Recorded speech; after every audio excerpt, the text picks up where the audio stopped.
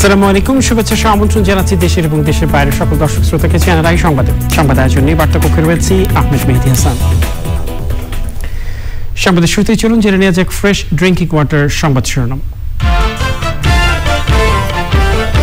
টানা 5 দিন পর করোনায় দেশে একদিনের মৃত্যু 200-র নিচে নামলেও কিছুটা কমলেও আক্রান্ত শনাক্ত 12,000-এর বেশি। রাজধানীর শপিং মল মার্কেটে কেনাকাটার ধুম, ফেরিঘাট, লঞ্চ, রেল ও বাস টার্মিনালে ঈদ যাত্রার মানুষের ভিড়। জমে উঠেছে অনলাইনে কোরবানির পশু কেনা বেচা, করোনাকালীন সতর্কতায় গতবারের চেয়ে বেশি বিক্রি।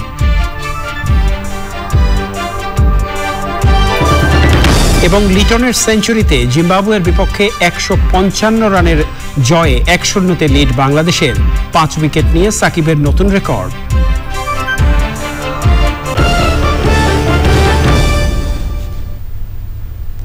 এছাড়াও সোশ্যাল ইসলামী ব্যাংক লিমিটেড বিশেষ সংবাদে যা থাকছে।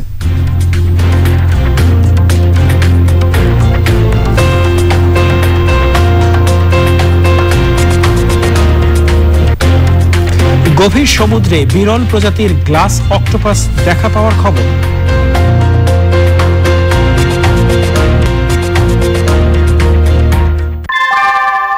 আনোয়ার শীট, দামে কম, থেকে অনেক বেশি। আনোয়ার শীট। যাওয়া যাক বিস্তারিত সংবাদে। 5 দিন পর দেশে করোনা ভাইরাসের মৃত্যু 200-র নিচে নেমেছে, কমেছে শনাক্ত রোগী ও শনাক্তের হার। তবে গত 4 দিনের মতো শুক্রবারও 12,000-এর বেশি রোগী শনাক্ত হওয়ার তথ্য দিয়েছে স্বাস্থ্য অধিদপ্তর। শুক্রবার সকাল পর্যন্ত মারা গেছেন 187 জন, আক্রান্ত শনাক্ত হয়েছেন 12,148 জন। লুৎফর রহমান সোহাগের রিপোর্ট। করোনা ভাইরাসের ডেল্টা ভ্যারিয়েন্টের বিস্তারে গত কয়েকদিন ধরে 200-র বেশি মৃত্যু হচ্ছিল। শুক্রবার সকাল পর্যন্ত 24 ঘন্টায় মৃত্যু কমে 187 জনে দাঁড়িয়েছে। দেশে মোট মৃত্যু 17,465 জনের। আক্রান্ত শনাক্ত 12,148 জনের বিপরীতে সুস্থ হয়েছেন 8,536 জন। গত একদিনে সবচেয়ে বেশি 68 জনের মৃত্যু হয়েছে ঢাকা বিভাগে। এরপর খুলনা বিভাগে 39 ও চট্টগ্রামে 36 জনের। 24 ঘন্টায় ঢাকা বিভাগে সবচেয়ে বেশি 4,949 জন আক্রান্ত শনাক্ত হয়েছেন। এছাড়া চট্টগ্রাম বিভাগে 2,330, খুলনা বিভাগে 1,497 ও রাজশাহী বিভাগে 1,045 জন সংক্রমিত হয়েছেন। লুৎফর রহমান সোহাগ, চ্যানেল আই, ঢাকা। লকডাউন শিথিল হওয়ার পাশাপাশি সামনে ঈদ, এই দুই কারণে ঢাকা ছাড়ছে মানুষ। লঞ্চ, ট্রেন আর বাস টার্মিনালগুলোতে যাত্রীদের যেমন ভিড়, তেমনি মার্কেটগুলোতেও কেনাকাটার ধুম। কর্তৃপক্ষের মধ্যেও করোনাকালীন বিধিনিষেধ পালনের চেষ্টা দেখা গেছে। তবে মানুষ আর যানবাহনের চাপে পুরনো চেহারায় ফিরেছে রাজধানী। ওবায়দুর রশিদের রিপোর্ট। লকডাউন শিথিলের পর প্রথম ছুটির দিন, সামনে ঈদুল আজহা। খুলেছে রাজধানীর শপিং মল আর বিপণী বিতানগুলো। সকাল থেকেই মানুষের ভিড় সেখানে। বেশিরভাগ মানুষ মাস্ক ব্যবহার করলেও মানা হচ্ছে না অন্যান্য বিধিনিষেধ। ঈদে ঘরমুখো মানুষের ভিড় রাজধানীর সদরঘাট লঞ্চ টার্মিনালে। সরকার নির্ধারিত বিধি মেনে লঞ্চ চলাচলের কথা থাকলেও সেখানেও সেটি মানা হচ্ছে না। দুর্ভোগে যাত্রীরা।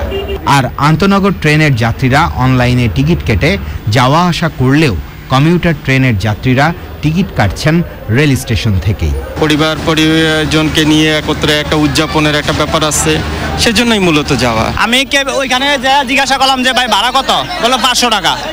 5 ফিট হয় না, কয় যে 700 টাকা ভাড়া। এই ভিড়ের মধ্যে আর ফিরতে চাচ্ছি না, যেহেতু মাত্র একদিন টাইম আছে, এই জন্য একদম শাটডাউন যেদিন শেষ হবে সেদিন ফিরবো। রাজধানীর বাস স্ট্যান্ডগুলোতেও ছিল যাত্রীদের উপচে পড়া ভিড়।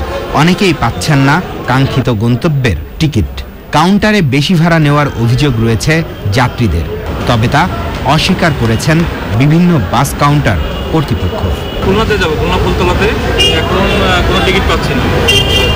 একটা সিট চাচ্ছে 900 টাকা, আবার চাচ্ছে 200 টাকা বকশিস। মানে এটা তো একটা খুবই খারাপ অবস্থা। আমাদের উপরে বেশি চাপ পড়ে যাচ্ছে। আমরা তো বাড়ি যাবো, আসবো, মানে এখানে হয়রানি হচ্ছে আমরা। সরকারি নিয়ম অনুযায়ী 2 সিটে একজন এইভাবে বিক্রি করছে। ওর আগে প্রতি গাড়িতে 40 জন চাইতো, এখন 20 জন। ভাড়া আমাদের 60% বাড়ছে। সাপ্তাহিক ছুটির দিন থাকার পরও রাজধানীর প্রধান সড়কগুলোতে ছিল যানজট, আর তা তীব্র ছিল বিভিন্ন মার্কেট এলাকায়। Obaidul Rashid, channel I, Dhaka. যুগটাই প্রযুক্তির, তার উপর করোনা সতর্কতা, সব মিলিয়ে হাট বাজারও বসছে অনলাইনে। এর মধ্যে জমতে শুরু করেছে কোরবানির পশুর অনলাইন হাট। গতবারের চেয়ে এবছর অনলাইনে কেনা বেচাও অনেক বেড়েছে। মিথিলা রাজধানীর রিপোর্টে বিস্তারিত। করোনা ভাইরাসের প্রকোপ থাকায় গত বছর থেকেই অনলাইনে কোরবানির পশু কেনাকাটায় অনেকটা অভ্যস্ত হয়ে ওঠে মানুষ। এবছর তা বেড়েছে কয়েক গুণ বেশি। কেনাবেচার পেজগুলোতে দেখা যায় গবাদি পশু সহ সকল পশুর আকার, রং, দাম সব তথ্য ছবি সহ সাজানো। ক্রেতা বিক্রেতারা ইনবক্স কিংবা মোবাইলে কথা বলে সহজেই পশু কিনতে পারবেন। গত বছরের মতো এবারও চলছে ডিজিটাল হাট। মৎস্য ও প্রাণী সম্পদ মন্ত্রণালয়, আইসিটি বিভাগ এবং ইক্যাবের যৌথ উদ্যোগে ও A2I এর কারিগরি সহায়তায় চলছে এই প্ল্যাটফর্ম। সারা দেশ থেকে খামারিরা এতে যুক্ত হতে পারছেন। না গিয়ে হাটে, গরু কিনুন নেটে, এই হচ্ছে বর্তমান সময়ের অঙ্গীকার। তারা আপনাদের একদম বাড়ির দোরগোড়ায় আপনাদের ক্রয়কৃত পশু পৌঁছে দেবে। বর্তমানে আমাদের এই 3 প্রতিষ্ঠানের যৌথ উদ্যোগে যে নেটটা চালু করা হচ্ছে, সেখানে আপনি এই ধরনের কোনো প্রকার অসঙ্গতি পাবেন না। বাংলায় digitalhat.net লিখে সার্চ দিলেই চলে আসবে সব তথ্য। কোন বিভাগ বা জেলায় কি ধরনের কয়টি পশু রয়েছে, এ পর্যন্ত কত বিক্রি হয়েছে, সব জানা যাচ্ছে এখানে। Mithila Naznin, channel I, Dhaka. সংসদ ভবন অথবা তার আশেপাশের এলাকায় অবস্থান নিয়ে আইনশৃঙ্খলা বাহিনীর উপর হামলার প্রস্তুতি নিয়েছিল আনসার আল ইসলামের জঙ্গিরা। র্যাবের জালে গ্রেফতার হয়ে এই হামলার পরিকল্পনার তথ্য ফাঁস করেছেন এবিটির আধ্যাত্মিক নেতা মাহমুদ হাসান গনবী। এনামুল কবির রূপমের রিপোর্ট। নিষিদ্ধ জঙ্গি সংগঠন এবিটি প্রধান মুফতি জসিমউদ্দিন রহমানীর গ্রেপ্তারের পর নিজেকে জঙ্গি আধ্যাত্মিক নেতা হিসেবে উগ্রবাদী মতবাদ প্রচার ও বক্তব্য দিয়ে আসছিল র্যাবের খাতায় মোস্ট ওয়ান্টেড জঙ্গি নেতা গনবী। রাষ্ট্রবিরোধী তৎপরতা ছাড়াও বড় ধরনের নাশকতার পরিকল্পনা করেছিল তারা। বৃহস্পতিবার রাতে তাকে গ্রেপ্তার করে সেই নাশকতা চেষ্টা ভণ্ডুল করা গেছে দাবি র্যাবের। যে সংসদ ভবনের আশেপাশে যে রাস্তা, সেখানে তারা জমায়েত হবে এবং তারা আইন শৃঙ্খলা বাহিনীর উপরে সময় সুযোগ মতো তারা একটি হামলা পরিকল্পনা তাদের মধ্যে ছিল।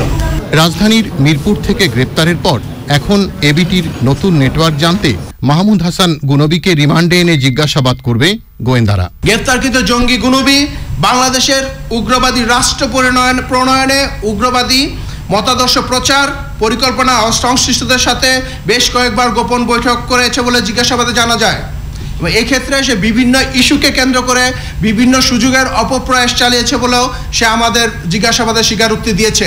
বড় ধরনের জঙ্গি হামলার পর উত্তরবঙ্গের একটি জেলায় অবস্থান করে সেখান থেকে দেশ ত্যাগের পরিকল্পনা ছিল গুনবীর, জিজ্ঞাসায় জানিয়েছে র্যাবের গোয়েন্দাদের। Enamul Kabir Rupam, channel I, Dhaka. এ পর্যায়ে আই স্পোর্টস।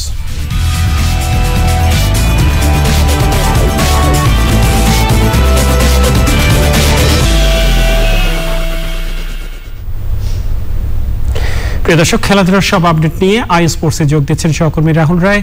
যাচ্ছি তার কাছে। রাহুল। মেহেদী, আপনাকে ধন্যবাদ। দর্শক সবাইকে স্বাগত আজকের আই স্পোর্টসে। জিম্বাবুয়ের বিপক্ষে ওয়ানডে সিরিজে দারুণ সূচনা করেছে টাইগাররা, আর আজকের আয়োজনের শুরুতেই সেই খবর। হারারেতে প্রথম ওয়ানডেতে স্বাগতিক জিম্বাবুয়েকে 155 রানের বড় ব্যবধানে হারিয়ে 3 ম্যাচের সিরিজের 1-0 লিড নিয়েছে বাংলাদেশ। প্রথমে ব্যাট করে লিটন দাসের সেঞ্চুরিতে জিম্বাবুয়ানদের 277 রানের টার্গেট দেয় টাইগাররা। জবাবে সাকিবের 5 উইকেট শিকারে জিম্বাবুয়ের ইনিংস গুটিয়ে যায় 121 রানে। মাশরাফি বিন মুর্তজাকে টপকে ওয়ানডেতে বাংলাদেশের সর্বোচ্চ উইকেট শিকারীর তালিকায় এখন বিশ্বসেরা অলরাউন্ডার সাকিব আল হাসান। রিপোর্ট করছেন আদিল আহমেদ শান।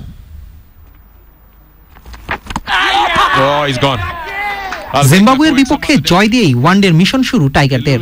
হারারের স্পোর্টস ক্লাব মাঠে স্বাগতিকদের 155 রানে হারিয়েছে টিম বাংলাদেশ, যা রানের হিসাবে লাল সবুজদের চতুর্থ সর্বোচ্চ জয়।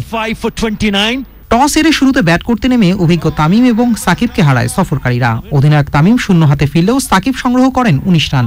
ওপেনিংয়ে ফিরেই ক্যারিয়ারের চতুর্থ সেঞ্চুরি তুলে চমক দেখিয়েছেন Liton Das. fourth one-day international. 8 বাউন্ডারিতে 102 রানের ইনিংস খেলে ম্যাচ সেরা হয়েছেন এই কিপার ব্যাটসম্যান। শেষ দিকে মেহেদী মিরাজ এবং আফিফের 58 রানের পার্টনারশিপে বাংলাদেশ পায় 9 উইকেটের 276 রানের চ্যালেঞ্জিং স্কোর। ইনজুরিতে থাকা মুস্তাফিজের অভাবটা এদিন বুঝতেই দেননি টাইগার পেসাররা। 13 রানেই 2 জিম্বাবুয়ান ওপেনার মারু মানাই এবং ওয়েসলিকে ফেরান সাইফুদ্দিন এবং তাসকিন। 78 রানে 4 উইকেট হারিয়ে ধুঁকতে থাকা জিম্বাবুয়ানদের লাগাম আরও টেনে ধরেন বিশ্বসেরা অলরাউন্ডার সাকিব। ক্যারিয়ারে তৃতীয়বারের মতো 5 উইকেট শিকার করে টপকে গেছেন লিজেন্ড মাশরাফি বিন মুর্তজাকে। সাবেক অধিনায়কের 269 উইকেটকে ছাড়িয়ে দেশের হয়ে সর্বোচ্চ 274 উইকেট নিয়ে ওয়ানডের তালিকার শীর্ষে এখন সাকিব। 28 ওভার 5 বলে জিম্বাবুয়ানদের ইনিংস থামে 121 রানে। একই ভেন্যুতে সিরিজের দ্বিতীয় one day 28 July. Adil Ahmed Shan, sports desk, channel I. হারারেতে সিরিজের ওয়ানডেতে টাইগারদের জয়ে বড় ভূমিকা রেখেছেন ম্যাচ সেরা হওয়া কিপার ব্যাটসম্যান লিটন দাস। ক্যারিয়ারের 4th সেঞ্চুরি তোলায় ক্রিকেটার দলের জন্য প্রতি ম্যাচে অবদান রাখতে চান। এজন্য সিনিয়র সহ সকল টিমমেটদের কাছ থেকে সহযোগিতা চেয়েছেন তিনি। কোভিডের পরে আবার আসলে ইন্টারন্যাশনাল ক্রিকেটে ব্যাক করাটা একটু টাফ হয়ে গেছে, কারণ মাথায় অনেক চিন্তা ছিল যে পারফর্ম করতে হবে, দেন সিচুয়েশনগুলো ওইভাবে যায়নি। তো ওভারঅল এইভাবে দেখতে দেখতে 8টা ইনিংস গেছে। তো চেষ্টা করছি যে নেক্সট যতগুলো ইনিংস আসবে চেষ্টা করবো ভালো কিছু করার এবং টিমকে যেন দিতে পারি, কন্ট্রিবিউট করতে পারি, এই জিনিসটাই ছিল। আর পাশাপাশি টিমমেটদের হেল্প, বড় ভাইদের হেল্প, প্লাস ফ্যামিলি থেকেও অনেক সাপোর্ট ছিল। করোনার কারণে কয়েক দফা পেছানোর পর আগামী মাসে কমলাপুরের বীরশ্রেষ্ঠ মোস্তফা কামাল স্টেডিয়ামে ফুটবল একাডেমির কার্যক্রম শুরু করতে চায় বাংলাদেশ ফুটবল ফেডারেশন। ধাপে ধাপে এই একাডেমি আন্তর্জাতিক মানের হবে বলে আশাবাদী বাফে সভাপতি কাজী সালাউদ্দিন। সাদি মাহমুদের রিপোর্ট। দেশের ফুটবলের মানোন্নয়নে অনেক দিনের চাহিদা ছিল আন্তর্জাতিক মানের ফুটবল একাডেমি। সেই স্বপ্ন এখন বাস্তবের পথে। কমলাপুরের বীরশ্রেষ্ঠ মোস্তফা কামাল স্টেডিয়ামে বাফুফের করা একাডেমির কাজ এরই মধ্যে শেষের দিকে। কয়েকবার কার্যক্রম শুরু করার কথা বলেও অবশ্য করা যায়নি। সবকিছু ঠিক থাকলে লকডাউন শেষে আগামী মাসেই কার্যক্রম শুরু করতে চাই বাফুফে। একাডেমির কাজের অগ্রগতি পরিদর্শন শেষে বাফুফের সভাপতি জানিয়েছেন, ধাপে ধাপে এই একাডেমি হয়ে উঠবে আন্তর্জাতিক মানের। যেটা দেখলাম ঠিক আছে, বাট আমার ফরেন স্টাফের কাছে ঠিক না, আমাকেও যদি বলেন এখনো ঠিক না, আরো কাজ করতে হবে। সো যেটুকু কাজ আমাদের বাংলাদেশে ফিজিক্যালি পসিবল ওইটুক করে একাডেমিটা যত জলদি পারি শুরু করবো। আপনি যেটা চান আমিও যেটা চাই। আমি কি চাই? চেলসির একাডেমিটা চাই। আমি কি চাই? ম্যানচেস্টার সিটির একাডেমিটা চাই। বাট আমি পাচ্ছি না। সো পাবো না বলে তো আমি ঘুমাই থাকবো না। সব ধরনের প্রস্তুতিও এরই মধ্যে শেষ হয়েছে। দেশি এবং বিদেশি কোচদের নিয়ে কোচিং প্যানেলও প্রস্তুত। আশা করি যে আমাদের লোকাল যে কোচ আছে তারাও কিন্তু এখন অনেক স্ট্রেংথেনিং হয়েছে, করা গেছে তাদেরকে। আমাদের ফরেন টিমও যথেষ্ট স্ট্রং এবং প্রয়োজনে আমরা আরও ফরেন কোচ টিমে নিব। 14 থেকে 18 বছর বয়সী 70 জন ফুটবলারকে একাডেমির জন্য এরই মধ্যে বাছাই করা হয়েছে। সবকিছু ঠিক থাকলে এখান থেকে প্রশিক্ষণ নিয়ে একদিন তারাও হয়ে উঠবেন এক একজন ফুটবল তারকা। সাদি Mahmud, channel I, Dhaka. The greatest show on earth Tokyo অলিম্পিকের পর্দা উঠতে আর মাত্র 7 দিন বাকি। ক্ষণগণনা শুরু হয়ে গেছে। আসরকে সামনে রেখে শেষ মুহূর্তের প্রস্তুতিতে ব্যস্ত আয়োজক জাপান। দেশটিতে জরুরি অবস্থা চলছে, নিরাপত্তা ব্যবস্থা বাড়ানো হয়েছে। করোনার মধ্যে 11,500 অ্যাথলেট, অফিসিয়াল সহ বিদেশি অতিথিদের কিভাবে নিরাপদে রাখা যায় সেটি নিয়ে সারাদিনই বিভিন্ন কমিটির সাথে বৈঠক করছেন আন্তর্জাতিক অলিম্পিক কমিটির প্রেসিডেন্ট টমাস বাখ। শুক্রবার জাপানে পৌঁছেছে ব্রাজিল নারী ফুটবল দল। এর আগে যে দলগুলো জাপানে পৌঁছেছে এরই মধ্যে কন্ডিশনিং ক্যাম্প তারা শুরু করেছে। ওদিকে ইনজুরির কারণে টোকিও অলিম্পিকে খেলছেন না বলে জানিয়েছেন জার্মান টেনিস তারকা অ্যাঞ্জেলিক কেরবার। তবে সার্বিয়ান ওয়ার্ল্ড নাম্বার 1 নোভাক জকোভিচ আসরে অংশ নিচ্ছেন বলে নিশ্চিত করেছেন। দর্শক, এই ছিল আজকের আই স্পোর্টসে। ফিরে যাচ্ছি মেহেদির কাছে। রাহুল, আপনাকে অসংখ্য ধন্যবাদ খেলাধুলার সব আপডেট দর্শকদের জানিয়ে দেওয়ার জন্য। চলে যাচ্ছি পরবর্তী সংবাদে। আওয়ামী লীগ সাধারণ সম্পাদক ওবায়দুল কাদের বলেছেন, বঙ্গবন্ধু কন্যা প্রধানমন্ত্রী শেখ হাসিনার কারাবন্দী দিবস প্রকৃতপক্ষে গণতন্ত্রের কারাবন্দী দিবস, আর তার কারামুক্তি দিবস বাংলাদেশের রাজনৈতিক ইতিহাসে গণতন্ত্রের মুক্তি দিবস হয়ে উঠেছে।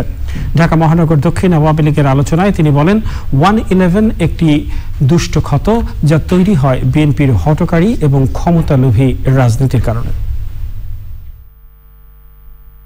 111-এর এখনো রঙিন খোয়াব দেখছেন, সেই রঙিন খোয়াব বাংলাদেশে আর কোনোদিনও সফল হবে না। আপনাদের স্বপ্ন দুঃস্বপ্নে রূপান্তরিত হবে। কোনো ষড়যন্ত্রই আওয়ামী লীগকে বাংলাদেশ দেশের জনগণ থেকে দূরে সরাতে পারেনি, ভবিষ্যতেও পারবে না। শেখ হাসিনা বঙ্গবন্ধুর পথ ধরে জনগণের সাথে আছেন, জনগণের সাথে থাকবেন। জনগণই হচ্ছে আমাদের রাজনীতির উৎস। প্রিয় দর্শক, সময় হলো অশোক লীলান ইফাত অটোজ বিরতি নেবার। আর বিরতির পরে অন্যান্য সংবাদের সাথে আরো যা থাকছে। পশ্চিম ইউরোপে 100 বছরের মধ্যে ভয়াবহ বন্যায় কমপক্ষে 140 জনের মৃত্যু। জার্মানিতে 1300 মানুষ নিখোঁজ। অনুযায়ী সরকারের উৎস হিসেবে ওটস, বার্লি, লাল চালের ভাত পারে সপ্তাহে একদিন কলিজা রাখা যেতে পারে। এতে করে প্রোটিনের পাশাপাশি পর্যাপ্ত পরিমাণে আয়রন, জিঙ্ক ও সেলেনিয়ামের চাহিদাও পূরণ হবে। ভিটামিন, মিনারেল ও অ্যান্টিঅক্সিডেন্টের চাহিদা পূরণেও পরামর্শ তাদের। শরীরের রোগ প্রতিরোধ ক্ষমতা দানকারী ভিটামিন, মিনারেল ও অ্যান্টিঅক্সিডেন্টের চাহিদা পূরণে দৈনিক খাদ্য তালিকায় পর্যাপ্ত পরিমাণে গাঢ় সবুজ রঙের শাকসবজি এবং 2 থেকে 4 কাপ মৌসুমী রঙিন ফল অবশ্যই যোগ করুন। খাদ্য তালিকায় স্বাস্থ্যকর ফ্যাট রাখতে হবে। তার উৎস হিসেবে বিভিন্ন প্রকারের বাদাম, কাজু বাদাম, কাঠবাদাম, আখরোট ইত্যাদি রাখা যেতে পারে এবং রান্নায় স্বাস্থ্যকর তেলের ব্যবহার নিশ্চিত করুন। স্বাস্থ্যবিধি ও সুষম খাদ্যাভ্যাসই করোনা প্রতিরোধে অন্যতম সহায়ক বলেও মত পুষ্টিবিদদের। লাইলা নওশিন, চ্যানেল আই, ঢাকা। করোনায় কর্মহীন হয়ে পড়া মানুষের পাশে দাঁড়িয়েছে স্বেচ্ছাসেবী সংগঠন ট্রাই ফাউন্ডেশন। চাঁপাইনবাবগঞ্জের শতাধিক অসহায় মানুষের হাতে তুলে দেওয়া হয়েছে খাদ্য সামগ্রী। আশরাফুল আলম রঞ্জুর পাঠানো তথ্য ও ভিডিও চিত্রে সাদিয়া ওমরের রিপোর্ট। দেশের অন্য জেলার মতোই করোনা পরিস্থিতিতে বিপর্যস্ত চাঁপাইনবাবগঞ্জের নিম্ন আয়ের মানুষ। বাড়ছে কর্মহীন মানুষের সংখ্যাও। এ অবস্থায় মানবিক সহায়তায় এগিয়ে এসেছে স্বেচ্ছাসেবী সংগঠন ট্রাই ফাউন্ডেশন। ভালো এবং গরিবের জন্য খুব সাহায্য করে, আমার জন্য খুব উপকার হবে। সামনে আপনাদের ধন্যবাদ করতে পারেন। দোকান পাশে বন্ধ, আমাদের দোকান পাশে বন্ধ, মানে দিলে এটা ভালো উপকার হলো। এমন উদ্যোগকে স্বাগত জানিয়েছেন জেলার বিশিষ্টজনেরা। আজ যখন সারা বিশ্ব করোনায় আক্রান্ত, আমাদের চাঁপাইনবাবগঞ্জবাসীও তারই ধারায় আক্রান্ত হয়ে আছে। এখানে অসহায় গরিব মানুষ যারা, তারা দিনের পর দিন অনেক কষ্টের দিন পার করছে। এই সময়টা যে ট্রাই ফাউন্ডেশন আমাদের চাঁপাইনবাবগঞ্জের মতো একটা সীমান্তবর্তী এলাকাকে মনে করে তারা যে এই ধরনের খাদ্য সহযোগিতা আমাদের অত্র এলাকার মানুষের জন্য করেছে, এজন্য আমি আমার চাঁপাইনবাবগঞ্জবাসীর পক্ষ থেকে সবাইকে, সংশ্লিষ্ট যারা যারা আছেন তাদের সবাইকে শুভেচ্ছা, অভিনন্দন এবং ধন্যবাদ জানাচ্ছি। ট্রাই ফাউন্ডেশনের মানবিক সহায়তা চলছে দেশব্যাপী, তারই ধারাবাহিকতায় এই কর্মসূচি। Sadia Omar, channel I. এ পর্যায়ে নিটল টাটা আন্তর্জাতিক সংবাদ।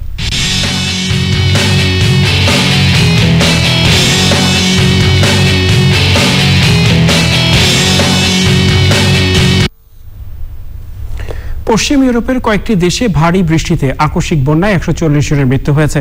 নিখোঁজ রয়েছে প্রায় 1300 মানুষ। 100 বছরের মধ্যে ভয়াবহ বন্যায় শুধু জার্মানিতেই মারা গেছেন 120 জন।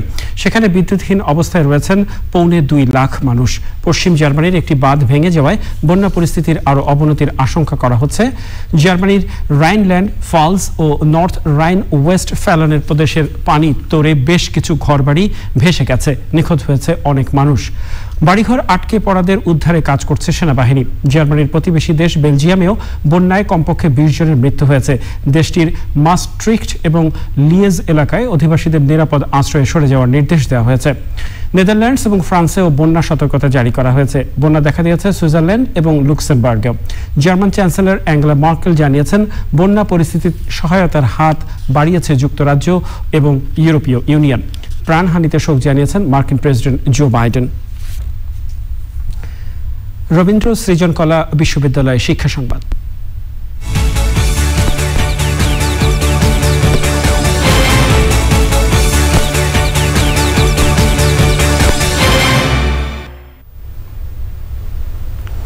সরকারি প্রাথমিক বিদ্যালয়ে চলতি দায়িত্বে থাকা 18,000 প্রধান শিক্ষক 2013 বিধিতে পদোন্নতি চান। তারা বলেছেন, এর বাইরে অন্য কোনো সিদ্ধান্ত চাপিয়ে দেওয়া হলে তা শিক্ষার জন্য ক্ষতিকর হবে।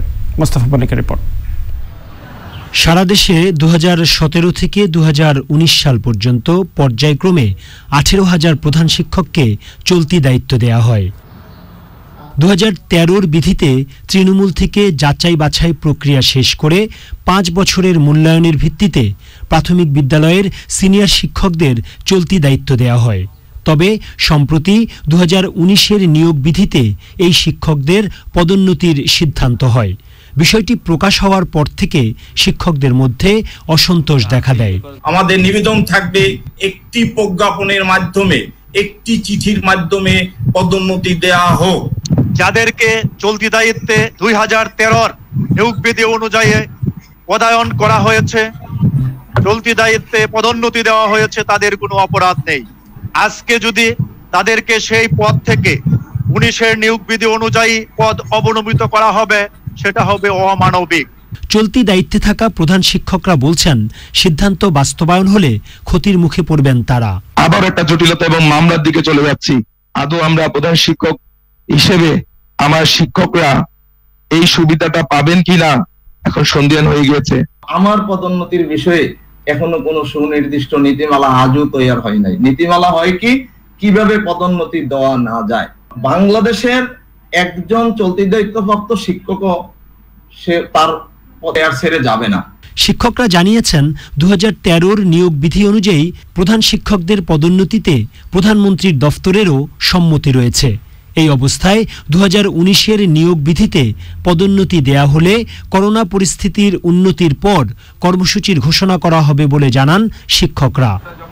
Mostafa Mallik, channel I, Dhaka. জানাবো সোশ্যাল ইসলামী ব্যাংক লিমিটেড বিশেষ সংবাদ।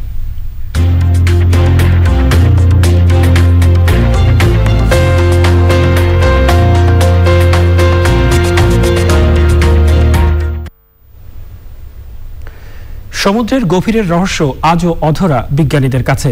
তাই মাঝে মধ্যেই যখন বিরল দৃশ্য ধরা পড়ে, তা বিশ্বকে মুগ্ধ করে বইকি। এবার দেখা গেল বিরল প্রজাতির গ্লাস অক্টোপাসের। স্বচ্ছ স্ফটিকের মতো চামড়া বিশিষ্ট এই অক্টোপাস মুগ্ধ করেছে বিজ্ঞানীদের। অক্টোপাসটির পুরো শরীর স্বচ্ছ কাচের মতো, আর সেজন্যই একে গ্লাস অক্টোপাস নামে ডাকা হয়। সম্প্রতি প্রশান্ত মহাসাগরের তলদেশে 30,000 বর্গ মাইলের বেশি এলাকা জুড়ে অভিযান চালিয়ে ওই গ্লাস অক্টোপাসটিকে দেখতে পান মার্কিন বিজ্ঞানীরা। অভিযানে সেবাস্টিয়ান নামের একটি রোবট সমুদ্রের তলদেশে পাঠানো হয়, আর সেই রোবটের উচ্চ ক্ষমতার ক্যামেরায় ধরা পড়ে বিরল গ্লাস অক্টোপাসটি।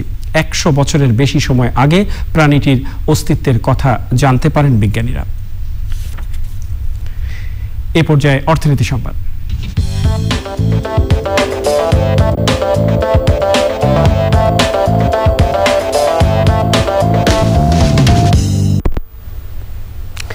চীনের জিনজিয়াং থেকে পণ্য আমদানি নিষিদ্ধ করতে বিল পাশ করেছে মার্কিন সেনেট।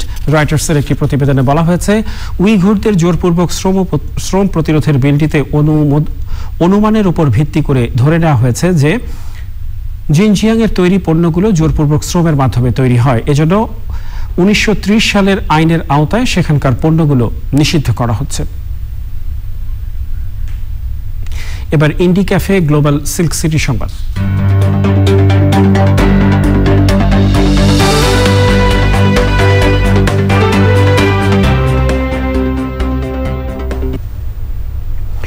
রাজশাহীর কাটাখালীতে দুস্থ মানুষদের ঈদ উপহার হিসেবে খাদ্য সামগ্রী দেওয়া হয়েছে।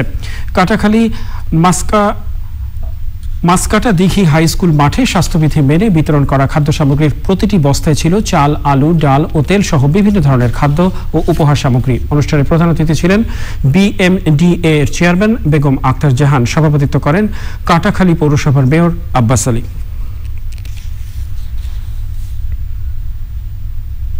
যা পূবালী ব্যাংক লিমিটেড কৃষি সংবাদে।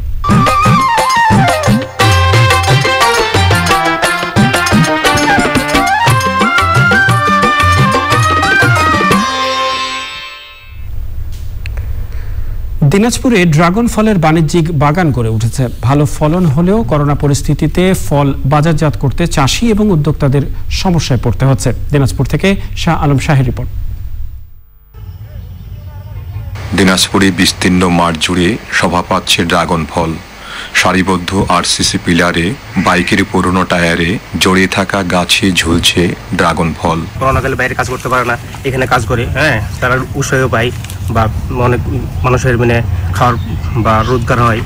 আমাকে ভালো লাগে। বাগানে আমাদের ফল ভালো বিক্রি হয় এবং বাইরেও ফল যাচ্ছে আর কি। ইনশাল্লাহ আপনারাও এই বাগান করার জন্য চেষ্টা করবেন। আমরা নতুনভাবে বিভিন্ন জায়গায় চারা এখান থেকে দেই। ড্রাগন ফলের বাগান পরিচর্যা ও ফল তোলার কাজে কর্মসংস্থান হয়েছে অনেক শ্রমিকের। এখানে আমরা 25 হইতে 30 জন লোক কাজ করি। এখান থেকে আমাদের মোটামুটি সংসার চলে। বাগানে কাজ করতেছি, এই দিয়ে আমার পকেট খরচ, স্কুলের খাতা কলম কেনার টাকা সব হচ্ছে। নাটোর থেকে এসে দিনাজপুরে ড্রাগন ফলের বাগান কিনে বিপাকে পড়েছেন এক চাষি। কৃষি পণ্যের কোনো রকম বাধা নাই বাজারজাত করার পিছনে, তারপরও মানুষ আতঙ্কিত, ভয়।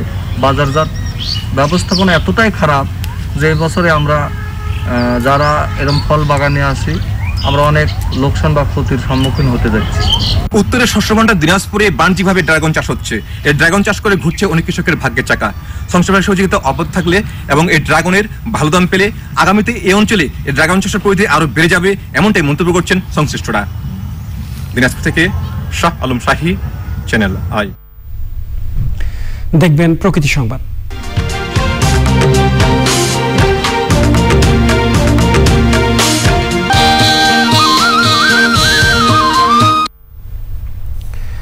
বর্ষা মৌসুমে পঞ্চগড়ের নদ নদীতে ভাঙন শুরু হয়েছে। আতঙ্কে রয়েছে নদী তীরবর্তী এলাকার হাজারো পরিবার। ভাঙন রোধে দ্রুত স্থায়ী বাঁধ নির্মাণের দাবি জানিয়েছেন ক্ষতিগ্রস্তরা। এ রহমান মুকুলের তথ্য ও ভিডিও চিত্রে শমিকা আহমেদের রিপোর্ট। প্রকৃতিগতভাবেই দেশের সর্ব উত্তরের জেলা পঞ্চগড়ের নদ নদীগুলো অত্যন্ত খরস্রোতা। বর্ষায় এলেই রুদ্র রূপ নেয় মহানন্দা, করতোয়া, চাওয়াই, ভেরসা, তালমা ও কুরুমের মতো নদ নদী। এবারও উজানে ভারত হঠাৎ পানি ছেড়ে দেওয়ায় দেবীগঞ্জের সোনাহার ও সুন্দরদিঘি ইউনিয়নে ভাঙন ভয়াবহ হয়ে উঠেছে। জরুরি পদক্ষেপের দাবি জানিয়েছেন গ্রামবাসী। বেড়িবাঁধটা 2 বছরে ভেঙে যাওয়ার পরে 100 থেকে 150 বিঘা মাটি চলে গেছে। আমাদের এই যে সোনাহার মল্লিকাছা ইউনিয়নের 3 কিলো নদী ভরাটের কাজ সরকারের কাছে আমার আকুল আবেদন। অলরেডি চলে গেছে প্রায় 1000-এরও অধিক সংখ্যক জমি। এখানে শিক্ষা প্রতিষ্ঠান কয়েকটি আছে, এগুলো বিলুপ্তির পথে। আশপাশের যে কয়েকটি গ্রাম আছে এগুলো ধ্বংস হয়ে যাবে। ভাঙন রোধে পদক্ষেপ নেওয়ার কথা জানিয়েছে স্থানীয় প্রশাসন। ভাঙনের কারণে কয়েক হাজার বাড়ি ক্ষতিগ্রস্ত হয়েছে এবং বেশ কিছু স্কুল প্রতিষ্ঠান সহ ক্ষতিগ্রস্ত হয়েছে এবং আরো বেশ কিছু মানুষ এবং তাদের বসতি ক্ষতির সম্মুখীন হতে পারে।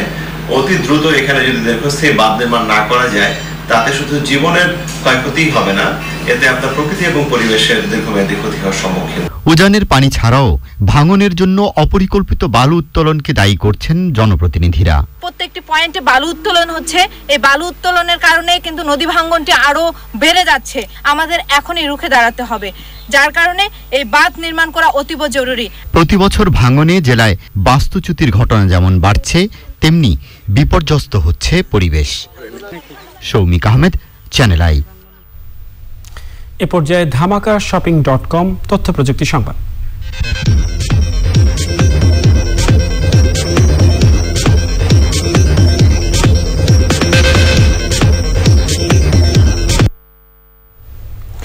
ডেস্কটপে হোয়াটসঅ্যাপ ওয়েব বা অন্য কোনো ডিভাইসে হোয়াটসঅ্যাপের সেবা ব্যবহার করতে গেলে বাধ্যতামূলকভাবে ফোনকে সংযুক্ত করতে হয় এবং তা সচল রাখতে হয়। আর এই বিষয়টি থেকে সরে আসতে চাইছে প্রতিষ্ঠানটি।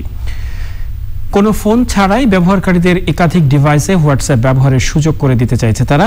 হোয়াটসঅ্যাপ জানিয়েছে এ ব্যাপারে পরীক্ষা শুরু হয়েছে। এই আপডেটের ফলে প্রথমবারের মতো ফোন নয় এমন 4টি ডিভাইসে হোয়াটসঅ্যাপ ব্যবহারের সুযোগ পাবেন ব্যবহারকারীরা। এক্সিম ব্যাংক বাণিজ্য সংবাদ।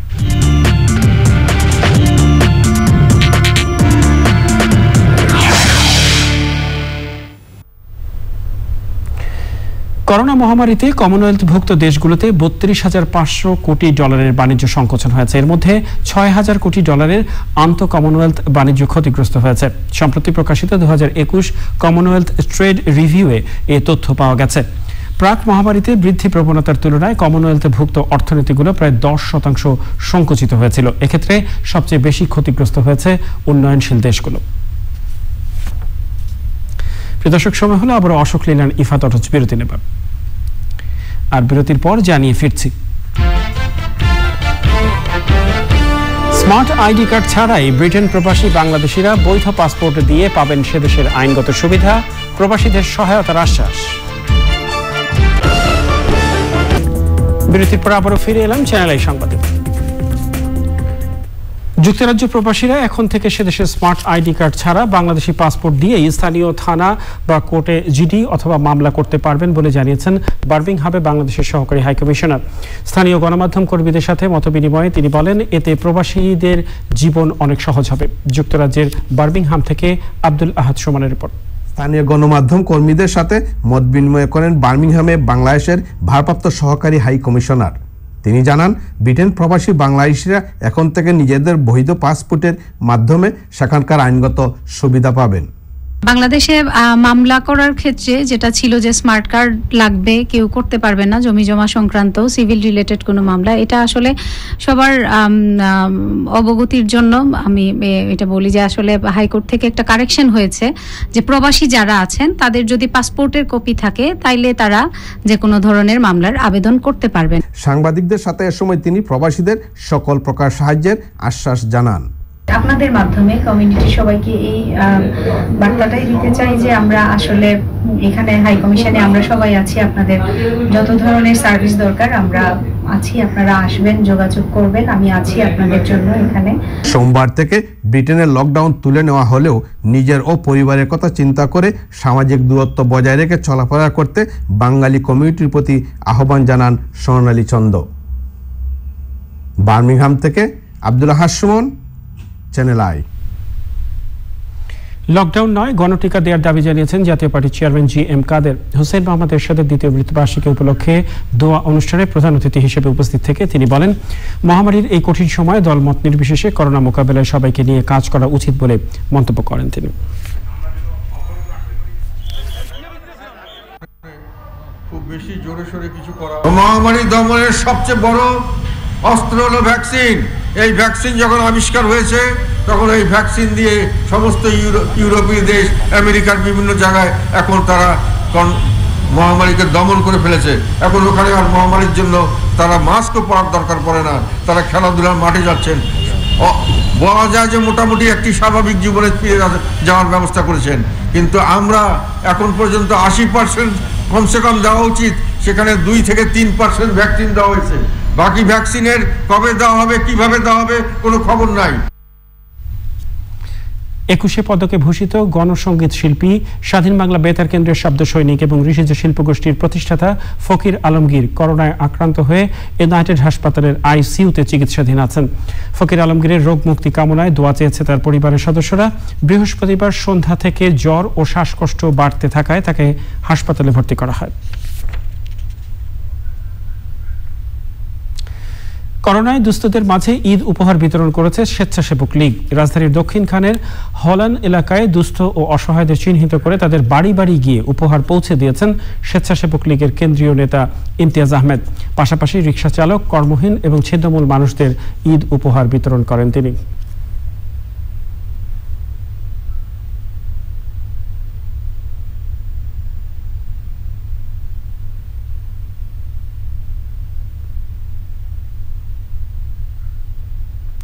প্রিয় দর্শক, সময় হলো আবারও অশোক লীলার ইফাত অটচ বিরতি নেবার, আর বিরতির পর খেলার সংবাদে জানিয়ে ফিরছি।